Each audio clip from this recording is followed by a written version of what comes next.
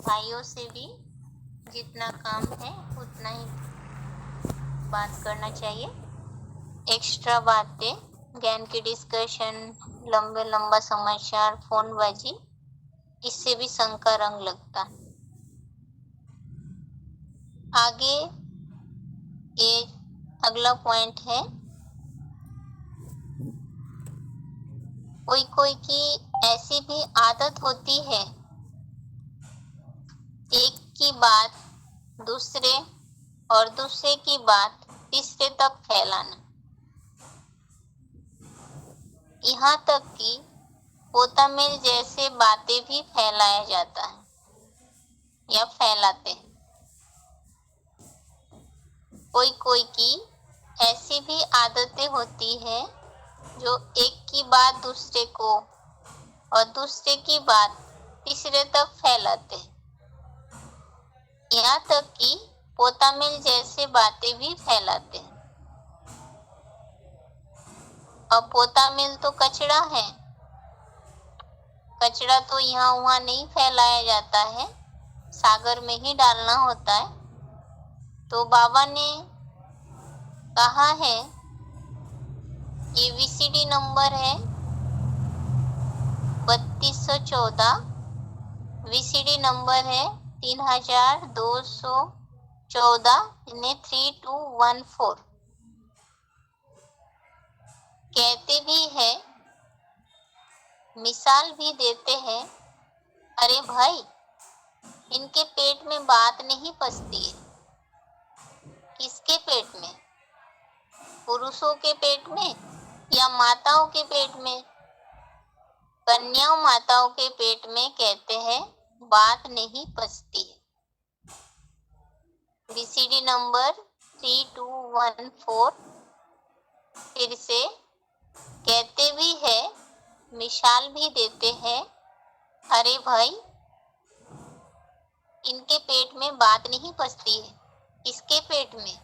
पुरुषों के पेट में या माताओं के पेट में? कन्याओं माताओं के पेट में कहते हैं बात नहीं पचती है। और एक मुरली पॉइंट है, मुरली तारीख 3 दिसंबर 94 पृष्ठ 2। मुरली तारीख है 3 दिसंबर 1994 पृष्ठ 2। सारा दिन कोई ना कोई की निंदा करना, परचिंतन करना, इनको कोई दैवी गुण नहीं कहा जाता है।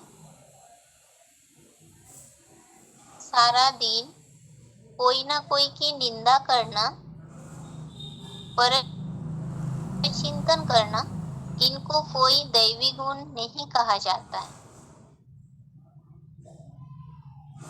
अगला बात ये है आगे का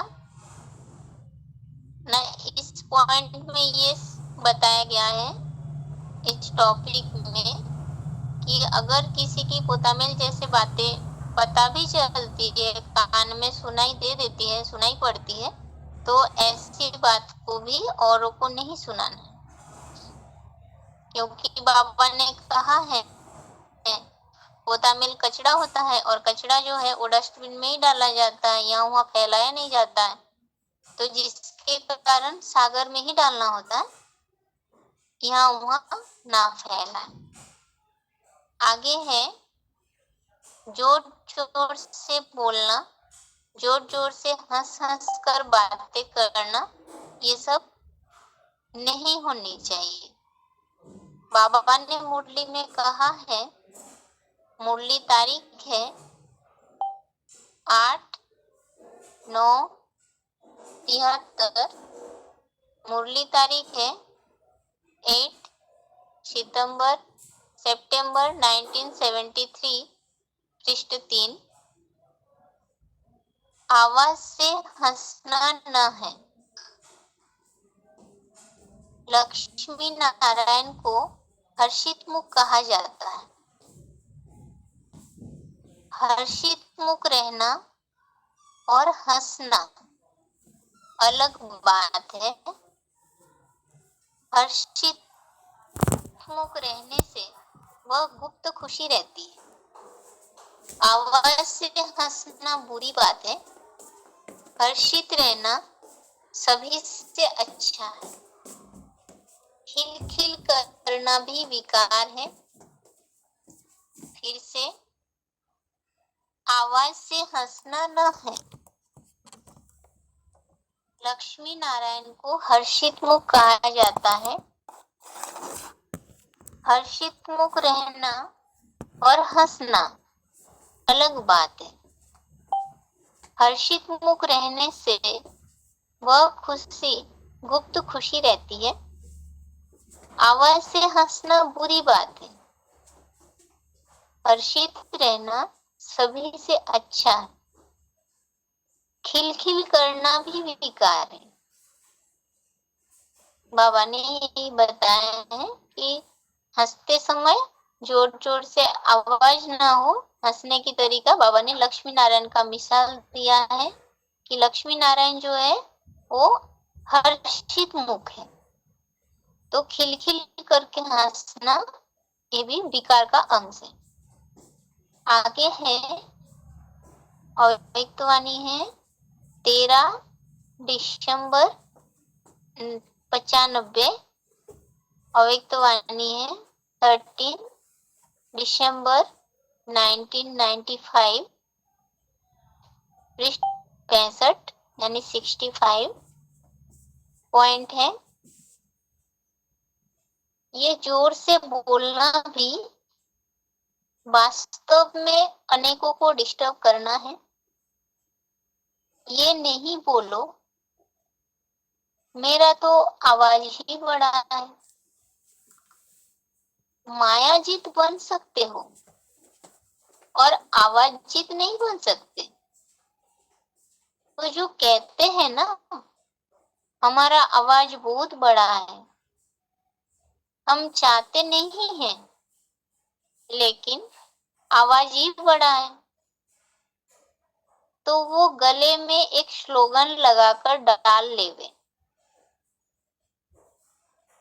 होता क्या है, आप लोग तो अपनी धुन में जोर से बोल रहे हो, लेकिन आने जाने वाले सुन करके ये नहीं समझते हैं कि इसका आवाज बड़ा है। वो समझते हैं पता नहीं झगड़ा हो रहा है। तो ये भी डिसर्विस हुई। व्यर्थ बोल या किसी को भी डिस्टर्ब करने वाले बोल से अपने को मुक्त करो। व्यर्थ बोल मुक्त। फिर देखो अव्यक्त फरिश्ता में आपको बहुत मदद मिलेगी। फिर से एक बार, ये जोर से बोलना भी वास्तव में अनेकों को डिस्टर्ब करना है। ये नहीं बोलो मेरा तो आवाज ही बड़ा है। मायाजीत बन सकते हो और आवाजीत नहीं बन सकते। तो जो कहते हैं ना हमारा आवाज बहुत बड़ा है, हम चाहते नहीं हैं लेकिन आवाज ही बड़ा है, तो वो गले में एक स्लोगन लगाकर डाल लेवे। होता क्या है, आप लोग तो अपनी धुन में जोर से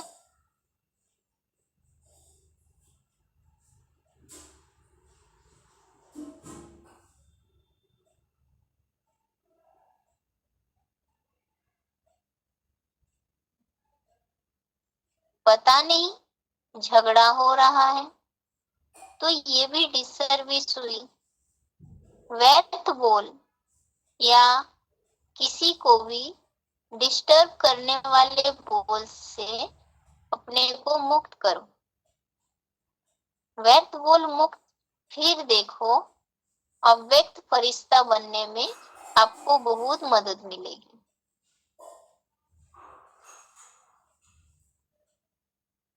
अर्थात बाबा ने ये कहा है कि हम सब मायाजीत बनने वाले हैं, प्रकृति जीत बनने वाले हैं, तो बाबा ने कहा कि अपने आवाज जीत नहीं बन पाएंगे।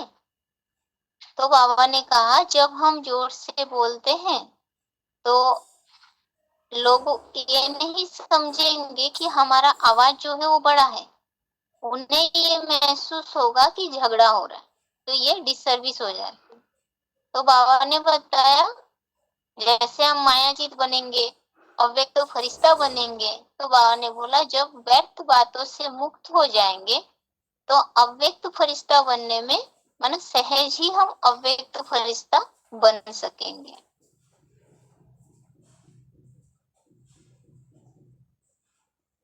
आगे इस प्रसंग में और एक पॉइंट है, अव्यक्तवाणी का तारीख है 14 जनवरी 90, अव्यक्तवाणी का तारीख है 14 जनवरी 1990।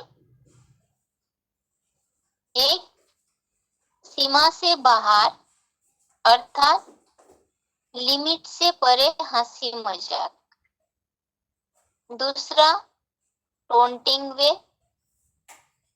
तीसरा इधर उधर के समाचार इकट्ठा कर सुनना और सुनाना। चौथा कुछ सेवा समाचार और सेवा समाचार के साथ सेवाधारियों की कमजोरी का चिंतन। यह मिक्स चटनी। और पांचवा अयुक्ति युक्त बोल, जो ब्राह्मणों की डिक्शनरी में है ही नहीं। यह 5 रूपरेखाएं देखी, इन पांचों को ही बाप दादा व्यर्थ बोल में गिनती करते।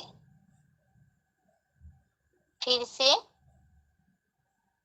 एक सीमा से बाहर अर्थात लिमिट से परे हंसी मजाक। दूसरा टोंटिंग वे, टोंटिंग मारना, टोंट कर मारते हैं। तीसरा इधर उधर के समाचार इकट्ठा कर सुनना और सुनाना। चौथा कुछ सेवा समाचार और सेवा समाचार के साथ साथ सेवाधारियों की कमजोरी का चिंतन। यह मिक्स चटनी। और पांचवा अयुक्ति युक्त बोल, जो ब्राह्मणों की डिक्शनरी में है ही नहीं। यह 5 रूपरेखाएं देखी, इन पांचों को ही बाप दादा व्यर्थ बोल में गिनती करते हैं।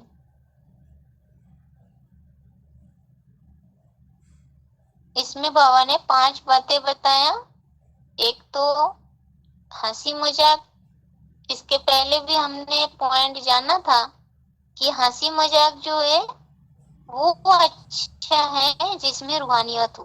तो यहाँ बताया एक तो लिमिट से परे हंसी मजाक, दूसरा टोंट मारना, तीसरा यहाँ वहाँ के समाचार इकट्ठा करके सुनना और सुनाना। चौथा बताया जैसे कोई को सेवा समाचार हम सुनाते हैं तो साथ साथ सेवाधारियों की कमजोरी की बातें भी बुद्धि में आती है। और अयुक्ति युक्त बोल, तो ये 5 बाबा ने व्यर्थ बोल में गिनती किए।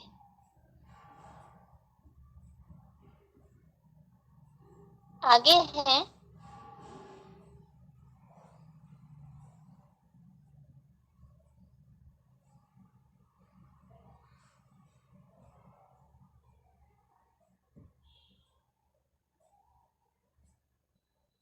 किसी को डाउन करने वाला बोलना या टोन मारना नहीं चाहिए।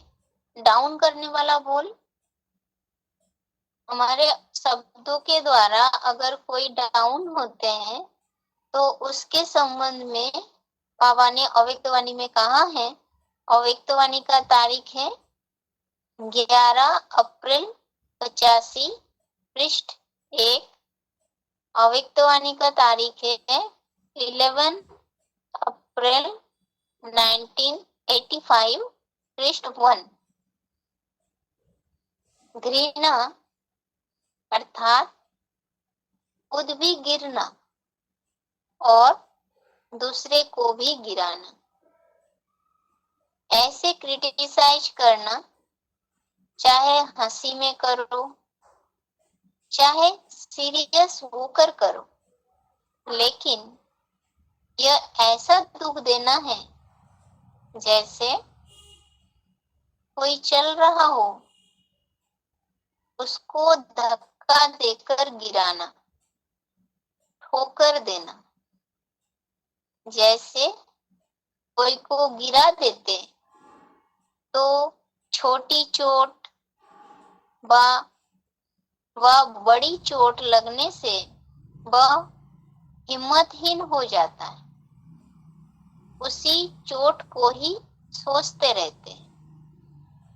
जब तक वो चोट होगी तब तक चोट देने वाले को किसी भी रूप से याद जरूर करता रहेगा। तो यह साधारण बात नहीं है। किसके लिए कह देना बहुत सहज है, लेकिन हंसी की चोट भी दुख रूप बन जाती है। फिर से, घृणा अर्थात खुद भी गिरना और दूसरे को भी गिराना। ऐसे क्रिटिसाइज करना, चाहे हंसी में करो, चाहे सीरियस होकर करो, लेकिन यह ऐसा दुख देना है जैसे कोई चल रहा हो, उसको धक्का देकर गिराना, ठोकर देना। जैसे कोई को गिरा देते तो छोटी चोट व बड़ी चोट लगने से वो हिम्मतहीन हो जाता, उसी चोट को ही सोचते रहते। जब तक वो चोट होगी तब तक चोट देने वाले को किसी भी रूप से याद जरूर करता रहेगा। तो यह साधारण बात नहीं है। किसके लिए कह देना बहुत सहज है, लेकिन हंसी की चोट भी दुख रूप बन जाती है। इस पॉइंट में बाबा ने कहा है कि घृणा, अगर किसी के प्रति घृणा करना, तभी डाउन करने की बात आती है मन में, तो घृणा करना अर्थात बाबा ने कहा गिरना, खुद भी गिरना और दूसरों को भी गिराना। तो बाबा ने कहा हंसी मजाक से ही करे, चाहे सीरियस होकर करे, पर ये भी इस तरह का दुख देना हो जाता है जैसे कोई व्यक्ति रास्ते में चल रहा हो और वो उनको गिरा दिया जाए, तो जब उन्हें चोट लगता है, छोटे रूप में हो चाहे बड़े रूप में हो, तो जब तक वो चोट है तो वो तब तक जिस व्यक्ति ने गिराया उस व्यक्ति को वो कोई ना कोई रूप में जरूर याद करता रहेगा। तो बाबा ने कहा ये छोटा रूप नहीं है। हंसी मजाक से भी अगर किसी को चोट पहुंचा तो वो दुख रूप बन जाता है। अगला है, आपस में एक दूसरे को अपशब्द भी नहीं बोलना चाहिए।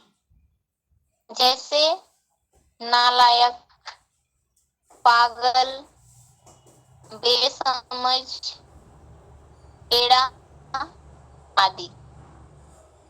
आपस में एक दूसरे को अपशब्द भी नहीं बोलना चाहिए, जैसे नालायक, पागल, बेसमझ, टेढ़ा आदि।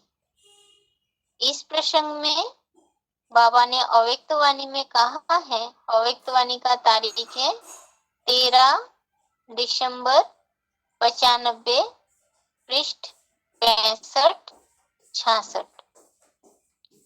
अव्यक्तवाणी का तारीख है 13 दिसंबर 1995, पेज 65-66। पॉइंट है, जैसे महात्माओं को कहते हैं ना, सत्यवचन महाराज, तो आपके बोल सदा सत वचन, अर्थात कोई ना कोई प्राप्ति कराने वाले वचन हो। किसको चलते फिरते हंसी में कह देते हो, ये तो पागल है, ये तो बेसमझ है, तो ब्राह्मणों के मुख से ऐसे शब्द निकलना, ये मानो आप सतवचन महाराज वाले किसी को श्राप देते हो। किसको श्रापित नहीं करो, सुख दो। युक्ति युक्त बोल बोलो और काम का बोलो, व्यर्थ नहीं बोलो। अपशब्द नहीं बोलो, शुभ शब्द बोलो। फिर से, जैसे महात्माओं को कहते हैं ना सत्यवचन महाराज, तो आपके बोल सदा सतवचन, अर्थात कोई ना कोई प्राप्ति कराने वाले वचन हो।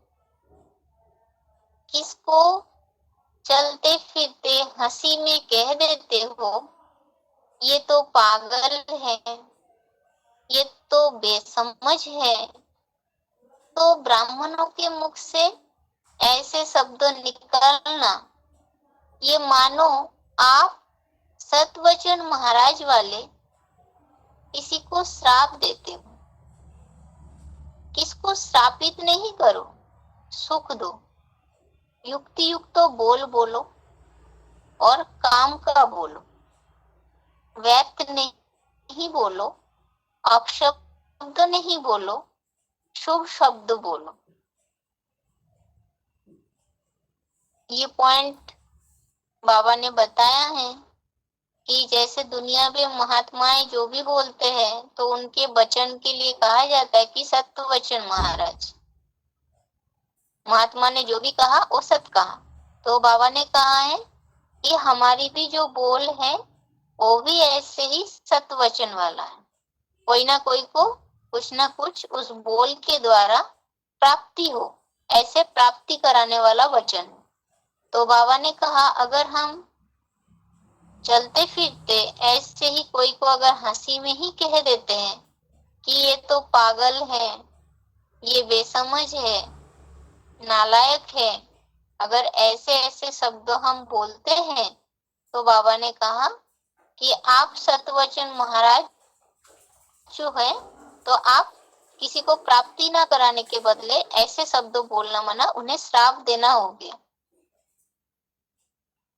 और बाबा बोल रहे कि श्रापित किसी को नहीं करना है, उनको सुख देना है, तो युक्ति युक्त बोल बोलना है, अपशब्द भी ना हो, शुभ शब्द बोलना है। तो ये हंसी मजाक में जो नालायक, पागल, बेसमझ ऐसे ऐसे शब्द बोलते हैं तो वो भी नहीं बोलना है।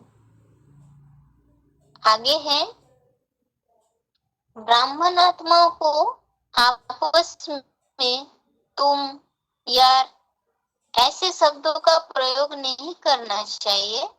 हर एक आत्मा को रिगार्ड देना है। किसी भी बहन, भाई या माता को नाम लेकर बुलाना है, बिना नाम लेकर नहीं बुलाना है। उसके साथ जैसे बहन, भाई, माता शब्द जुड़ा हुआ हो। फिर से, ब्राह्मण आत्माओं को आपस में तुम, यार ऐसे शब्दों का प्रयोग नहीं करना चाहिए। हर एक आत्मा को रिगार्ड देना है और कोई भी बहन, भाई या माता है तो उनका डायरेक्ट सिर्फ नाम लेकर के नहीं बुलाना है, नाम के साथ साथ बहन, भाई, माता शब्द जोड़ के ही बुलाना है। जैसे राम भाई, रमा माता, ममता बहन, ऐसे जो भी है भाई, बहन और माता, तो नाम के साथ ये शब्द लेके ही फिर बुलाना है। सिर्फ नाम लेकर नहीं बुलाना। बाबा ने इसके लिए अव्यक्तवाणी में कहा है। अव्यक्तवाणी का तारीख 15 अक्टूबर 2004। अव्यक्तवाणी का तारीख है 15 अक्टूबर 2004। बाबा ने कहा, किसी को भी मान देना समझो माननीय बनना है। किसी को भी मान देना समझो माननीय बनना है ना। बाबा ने ब्राह्मण परिवार में रिगार्ड देने के लिए कहा है, तो ये मान देना है। तो माता के साथ, नाम के साथ माता शब्द जरूर जोड़े, बहन है तो नाम के साथ बहन शब्द जरूर जोड़े, और भाई को बुला रहे तो फिर भाई का नाम लेके साथ में भाई शब्द जोड़ के ही बुलाना है। जैसे राम भाई, रमा बहन, ममता माता, ऐसे आगे। और एक पॉइंट है, मुरली तारीख है 2 दिसंबर 76, पृष्ठ 2। मुरली तारीख है 2 दिसंबर 1976, पृष्ठ 2। सर्वों के प्यार के अधिकारी बनने के लिए सर्वों को बड़ा समझ रिगार्ड देना, यही सर्वों के स्नेह को प्राप्त करने का साधन है। फिर से, सर्वों के प्यार के अधिकारी बनने के लिए सर्वों को बड़ा समझ रिगार्ड देना, यही सर्वों के स्नेह को प्राप्त करने का साधन है। यानी बाबा ने इस पॉइंट में बताया है कि हमें सभी से स्नेह प्यार चाहिए या प्राप्त करने के अधिकारी बनना है, तो उसके लिए हमें सभी को बड़ा समझ करके उन्हें रिगार्ड देना है, तभी सभी से स्नेह प्राप्त कर सकते हैं। भल हमसे छोटे हैं, पर बाबा ने कहा है माता, भाई, बहन ऐसे शब्द जोड़ के बोलने के लिए, तो फिर हमें बोलना है। किसी का डायरेक्ट सिर्फ नाम लेकर नहीं बुलाना है। भाई है तो भाई के साथ, राम नाम है तो राम के साथ भाई शब्द जोड़ना है, राम भाई। माता है तो बुलाना है तो सिर्फ राधा नहीं, राधा माता। बहन है तो बहन का नाम लेकर फिर बहन, तो ये वो रिगार्ड देना हो गया। आगे, बोल कैसी होनी चाहिए। बाबा ने कहा है अव्यक्तवाणी में, अव्यक्तवाणी का तारीख है 14/1/90। अव्यक्तवाणी है 14 जनवरी 19।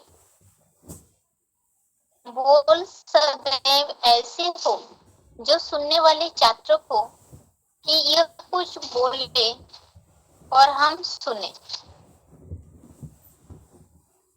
इसको कहा जाता है अनमोल बोल। बोल सदैव ऐसे हो जो सुनने वाले छात्रों को कि यह कुछ बोले और हम सुने, इसको कहा जाता है अनमोल बोल। आगे, मुरली तारीख है 10 मार्च 87, पृष्ठ 2। मुरली तारीख है 10 मार्च 1987, पृष्ठ 2। लाडले मीठे मीठे बच्चे बाप कहते हैं, मुख से सदैव ज्ञान रतन निकालो, पत्थर नहीं निकालो। कोई भी संसार समाचार की बातें न सुनो, न सुनाओ, नहीं तो मुंह कड़वा हो जाएगा। एक दो को रतन देते रहो। तुम्हारे पास रत्नों की झोली है, फिर से लाडले मीठे मीठे बच्चे बाप कहते हैं, मुख से सदैव ज्ञान रतन निकालो, पत्थर नहीं निकालो।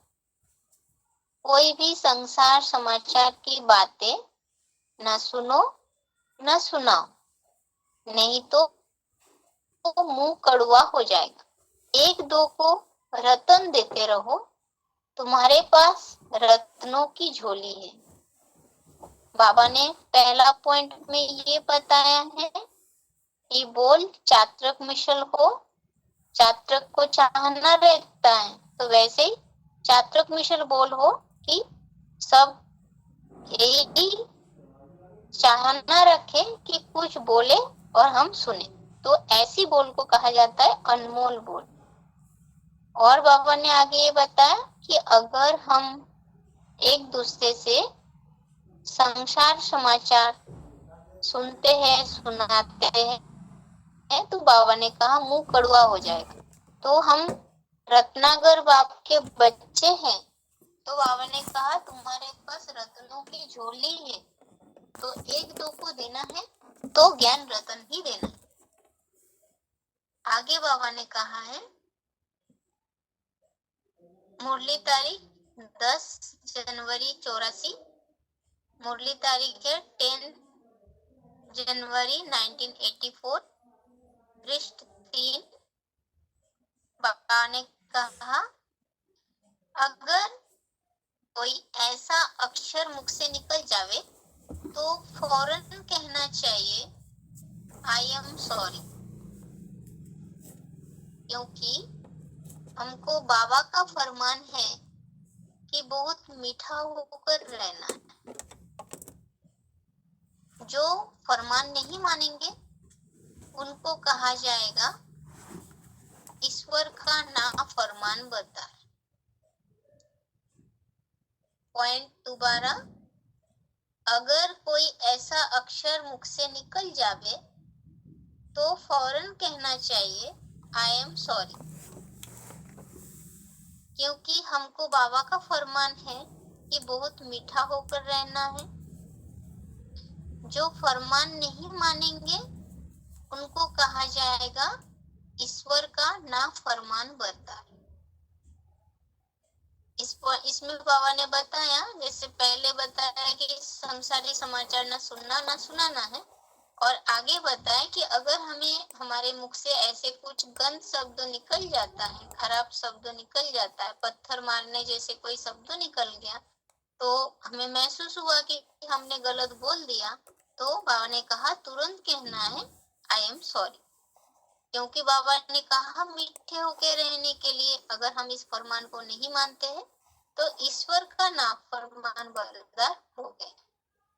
और बाबा ने इस प्रसंग में वीसीडी नंबर 837, वीसीडी है 837, इसमें बाबा ने कहा है बाबा भी कहते हैं बुलबुल बच्चे, माने बाबा को भी मीठी आवाज करने वाले बच्चे बहुत आकर्षित करते हैं, परंतु बुलबुल की आवाज क्यों आकर्षित करती है और मेंढकों की आवाज क्यों नहीं इतना आकर्षित करता है, इसका अर्थ नहीं जानते, समझते नहीं। फिर से बाबा भी कहते हैं बुलबुल बच्चे, माना बाबा को भी मीठी आवाज करने वाले बच्चे बहुत आकर्षित करते हैं, परंतु बुलबुल की आवाज क्यों आकर्षित करते हैं और मेंढकों की आवाज क्यों नहीं इतना आकर्षित करती है, इसका अर्थ नहीं जानते, समझते नहीं है।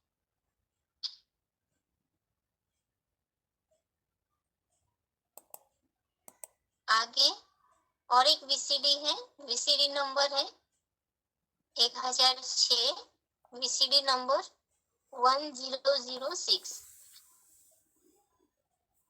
बाबा ने कहा तुम सब बच्चे नंबरवार ज्ञान बुलबुल हो, बुलबुल की आवाज कितनी मीठी होती है, तुम्हारी ज्ञान की आवाजें तामसी आत्माओं को भी दिल खुश कर देती है। बाकी नंबरवार है, कोई बुलबुल है, कोई मैना है, कोई पैरट है, कोई क्या, कोई तो कौवे भी है। कितनी कर्कश आवाज सुनाते हैं और खाते भी गंध है। गंध खाने में उनको कितना मजा आता है। तुमको कबूतर नहीं बनना है, कौवा नहीं बनना है, तुमको तो शास्त्रों में जो प्रसिद्ध है शिव बाबा के मंदिर के तोते बनना है, जिनको ज्ञान की कंठी पड़ी हुई है। फिर से, तुम सब बच्चे नंबरवार ज्ञान बुलबुल हो। बुलबुल की आवाज कितनी मीठी होती है। तुम्हारी ज्ञान की आवाजें तामसी आत्माओं को भी दिल खुश कर देती है। बाकी नंबरवार है, कोई बुलबुल है, कोई मैना है, कोई पैरट है, कोई क्या, कोई तो कौवे भी है। कितनी कर्कश आवाज सुनाते हैं और खाते भी गंध है। गंध खाने में उनको कितना मजा आता है। तुमको कबूतर नहीं बनना है, कौवा नहीं बनना है, तुमको तो शास्त्रों में जो प्रसिद्ध है शिव बाबा के मंदिर के तोते बनना, जिनको ज्ञान की कंठी पड़ी हुई हो। तो बाबा ने दोनों पॉइंट में ही बताया है कि बुलबुल जो है उसकी आवाज मीठी है, तो सब खुश हो जाते हैं सुनकर। तो बाबा ने बताया, यहाँ बेहद में बताया कि तुम्हारी जो ज्ञान की आवाज है, जब हम औरों को ज्ञान सुनाते हैं, तो बाबा ने कहा कि तामसी आत्माओं की जो दिल है वो खुश हो जाती है। तो बाबा ने बोला कि कोई बुलबुल, तो कोई मैना, कोई पैरट आदि। तो बाबा ने बताया कोई फिर इसमें कौवे भी होते हैं, तो जो कर्कश आवाज करते हैं और गंध खाते हैं। तो बाबा ने बोला तुमको कबूतर भी नहीं बनना है, जो ज्ञान औरों को सुना ना सके, कौवे भी नहीं बनना है, जो कर्कश बोलते हो और गंदगी खाते हो। तुमको बनना है शिव बाबा के मंदिर में तोता, जिन्हें ज्ञान की कंठी पड़ी हुई हो। ज्ञान की कंठी पड़ी हुई हो मना, बाबा बोलते हैं ना कि औरों को टिकलू टिकलू करके ज्ञान की बातें सुनाना। और अगला लास्ट पॉइंट है, देवता बनने का लक्ष्य रखा है तो दैवी लक्षण आने चाहिए। देवता अर्थात देने वाला। तो क्या देने वाले, है ना। बाबा ने कहा है कि जो देवता होते हैं वो लक्ष्य ही रखा है देवता बनने के लिए, दैवी लक्षण दिखाई पड़ेगी। तो क्या देने वाले, तो हम जो दाता के बच्चे दाता हैं, वरदाता के बच्चे हैं, तो हमसे लोगों को क्या प्राप्ति हो, इसके लिए बाबा ने कहा है हमारे मन के द्वारा शास्त्रक आत्माओं को शांति, पवित्रता, प्रसन्नता और शक्ति के वाइब्रेशन, हमारे शब्दों के द्वारा मिठास और प्रोत्साहन और हमारे कर्मों के द्वारा गुण, हमारे दृष्टि के द्वारा पवित्रता मिले। बाबा ने ये बताया है कि हम दाता है, तो हमसे लोगों को क्या मिले। पहला बताया मन के द्वारा चात्रक आत्माओं को शांति, यानी जिन्हें शांति प्राप्त नहीं हुआ उन आत्माओं को शांति प्राप्त हो, पवित्रता प्राप्त हो, प्रसन्नता भी मिले और शक्ति के वाइब्रेशन, यानी जो अमृत वेले के द्वारा जब हम संकल्प करेंगे तब ये सब जो शांति, पवित्रता, प्रसन्नता और शक्ति के वाइब्रेशन प्राप्त हो मन के द्वारा दूसरों को। तो ये मनसा सेवा द्वारा ही संभव। दूसरा बाबा ने बताया कि हमारे शब्दों के द्वारा मिठास और प्रोत्साहन, औरों को उमंग उत्साह बढ़ाना, ये, और कर्मों के द्वारा गुण, और हमारे दृष्टि के द्वारा दूसरों को पवित्रता मिली। ये बोल के संबंध में था। बोल के बारे में हमें जानकारी प्राप्त हुआ कि हमें क्या बोलना चाहिए, क्या नहीं बोलना चाहिए। आगे जो कल बेसिक कोर्स किया था, रिवीजन किया था, लक्ष्य यही है कि सभी माताओं को कोर्स थोड़ा बहुत बोलना ही आ जाए।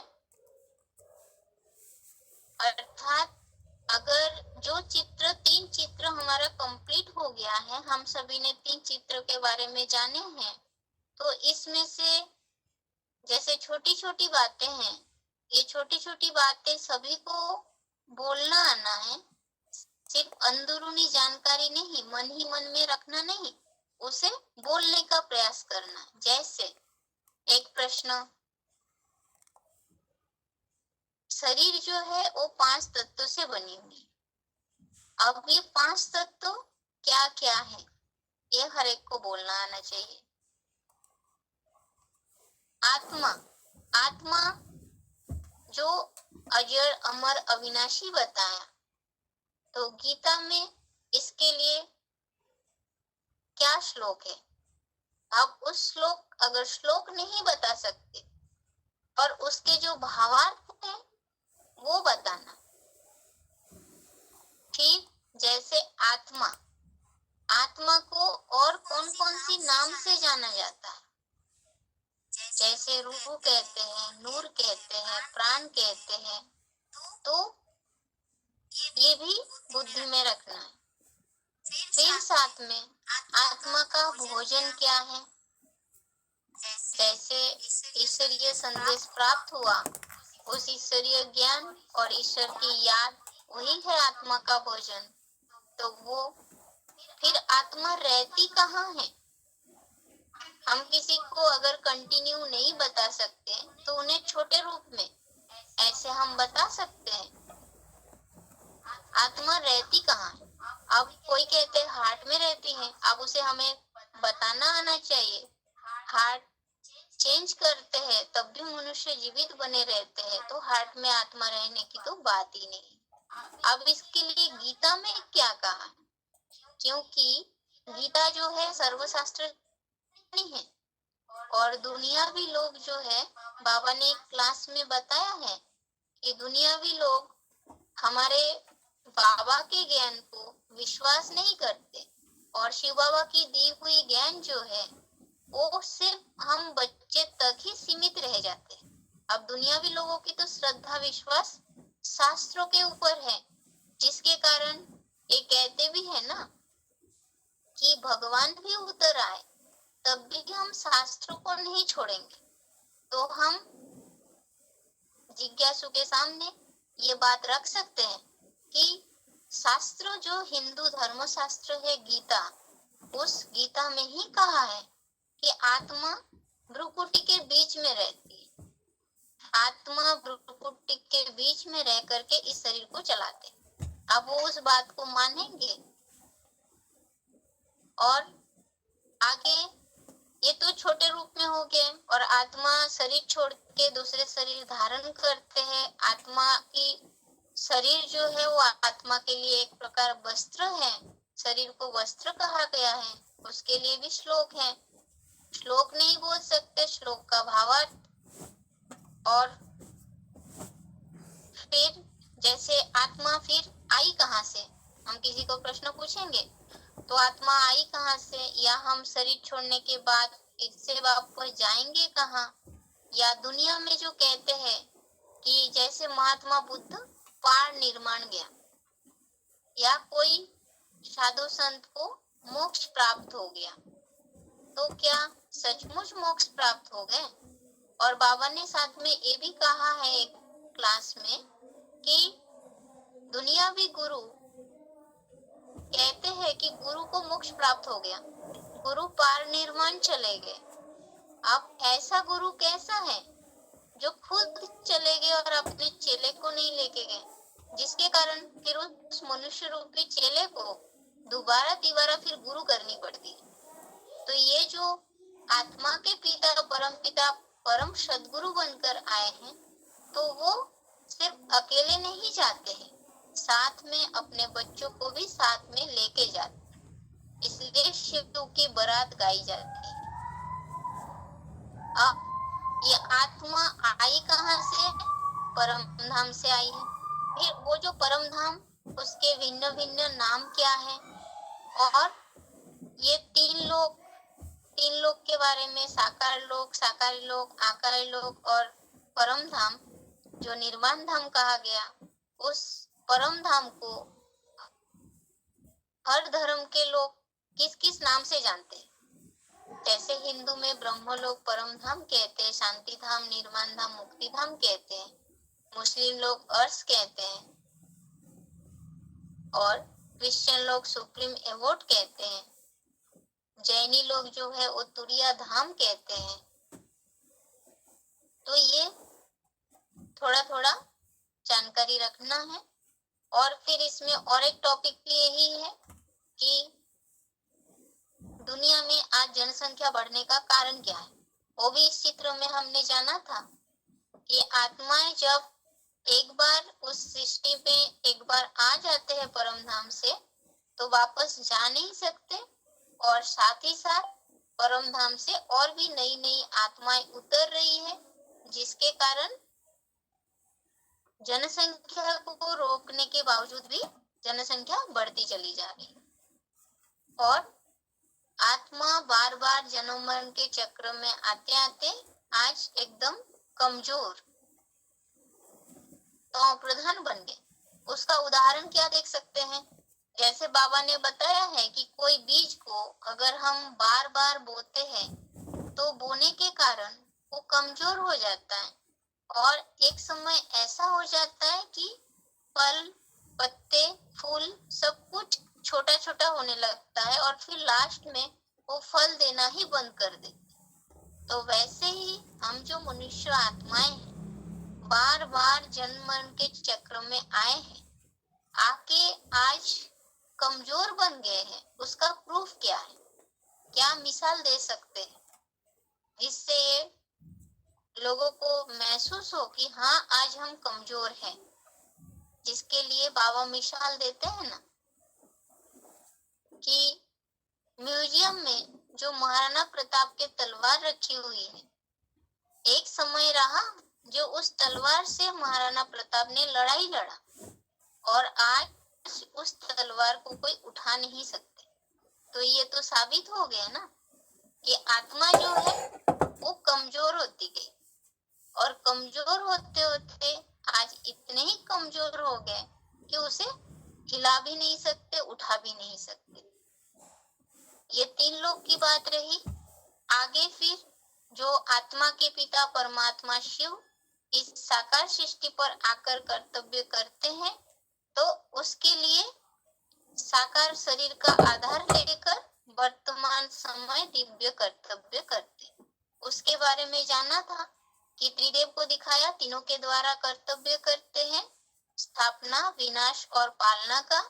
अब वो जो महादेव शंकर है, जिनके साथ शिव का नाम जुड़ा जाता है, वही देव महादेव है। उन्हीं के द्वारा वर्तमान समय अभी कर्तव्य चल रहा, और उन्हीं के दिव्य गुण, दिव्य कर्तव्य को इस चित्र में दिखाया गया। तो जिन जिन पॉइंटों से साबित होता है कि वो साकार में है, साकार में कर्तव्य कर रहे हैं, तो उन बातों को जिज्ञासु के सामने रखना है। आज के लिए इतना ही।